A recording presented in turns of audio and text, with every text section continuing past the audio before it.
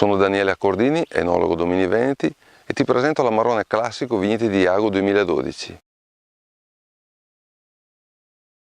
Questo vino nasce dalle colline della vallata di Negrà, nella località di Jago, situate tra i 300 e i 500 metri di altitudine, su terrazzamenti a secco.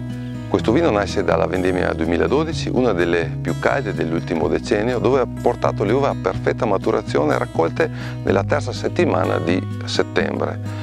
Appassite in piccole cassette di plastica da settembre fino a metà gennaio, dopo una fermentazione di circa 40 giorni, il vino viene posto in barrica per 18 mesi, dove qui ne conferisce note di complessità e di pienezza e di armonia che lo rendono particolarmente adatto ad abbinarsi a piatti di brasato ed arrosti. Ed ora non ti resta che degustarlo.